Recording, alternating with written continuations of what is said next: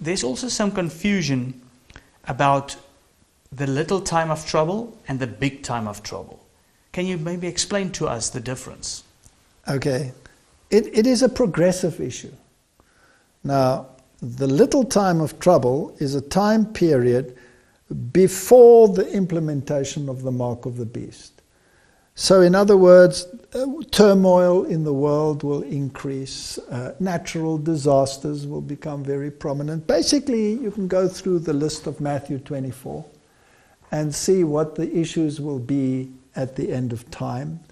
There will be many messiahs, and even today there are some issues that the Messiah is about to reveal himself, and there's great excitement. But Jesus said, you know, when you hear he's in the inner room, when you hear he's in the desert, don't go there, because as the lightning is visible from the east to the west, so will the coming of the Son of Man be.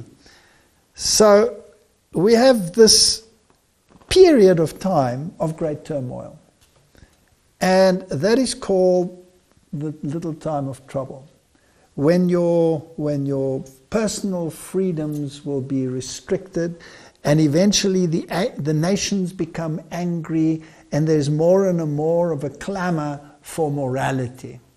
The world is going to pot, they will say. Morality has gone out of the window, and we have all of these turmoils and these calamities, and maybe they'll even say these viruses, because people have left God. Yes. Automatically that will lead people to start introducing religious legislation. Now, if you take the Noahide laws that we talked about, for example, they have a religious connotation, because you have to acknowledge the one God, and you may not blaspheme that God. That is a law. Yes. Now, if that is a law, then that means that at some stage it must be implemented. So there must be religious laws attached to those laws. And apparently there are a few hundred laws that are subsections of those laws that can be implemented. Now, if you have to acknowledge the one God, then surely you must also have a day of worship for that one God. Yes. So all of these calamities and this little time of trouble where your personal freedoms are curtailed and where buying and selling becomes difficult because of circumstances which restrict human movement and human freedom, will lead to the point where people say all of these things are happening because we have turned our back upon God. We have taken him out of the school system. We've taken him out of public life. We may not even pray. We sacrifice children to Moloch, etc., etc., etc. Let's get back to God. That entails legislation.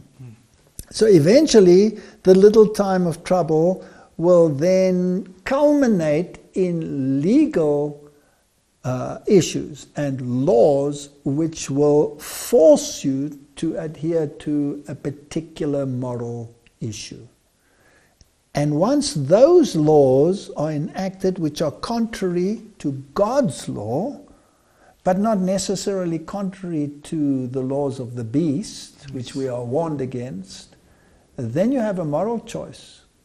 And once that moral choice becomes the final issue, then you will have the great time of trouble, and the plagues will start falling. So after those laws are enacted, there's still a short period when people must be able to make a moral choice. You can't have probation close when the laws are made, because when the laws are made, people must choose between God's law and man's law. And when they're in conflict with each other, it's a moral issue. It's an issue of worship. Yes.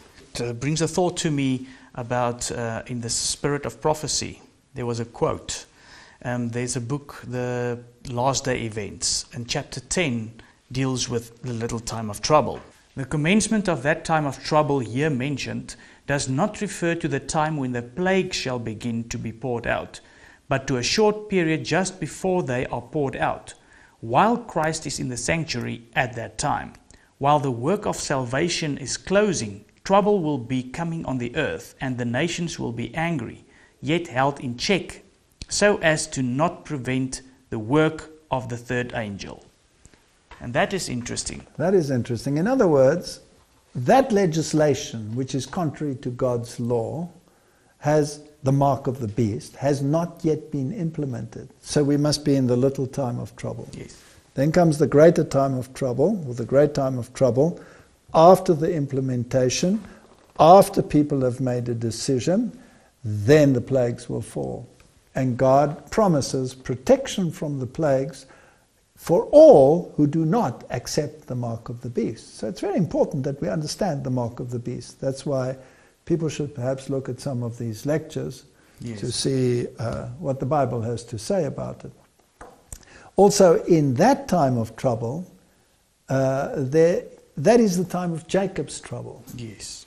Now, what was Jacob's trouble?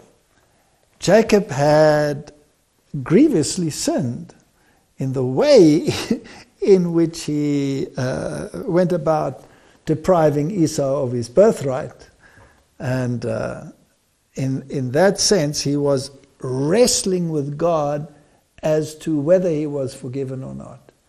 So in that time when probation is closed, and there is basically nothing that you can do about your salvation other than rely on the one who has redeemed you, which is Jesus Christ, that is the time when you go through Jacob's trouble, when you wrestle with God and say, Lord, have I confessed my sins?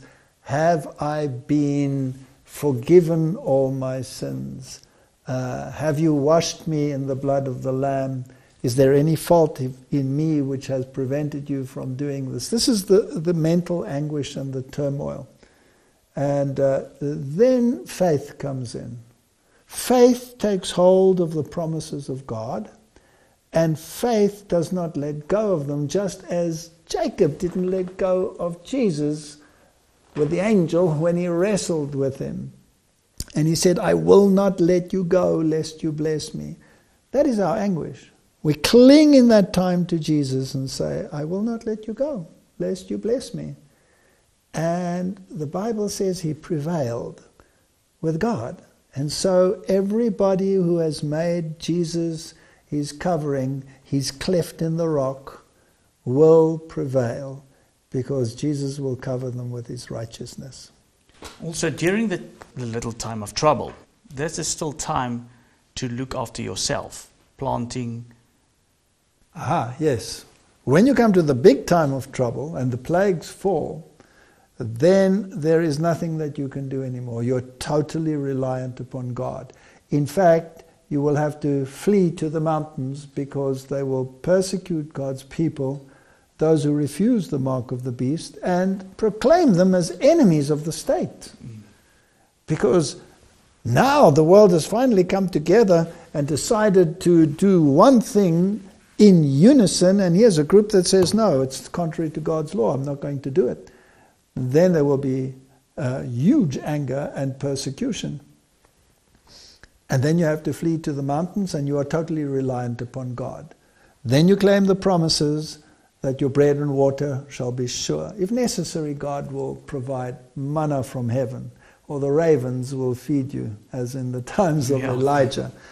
But in the little time of trouble, secure for yourselves land where you can grow your own vegetables, because the time of buying and selling will be very acute.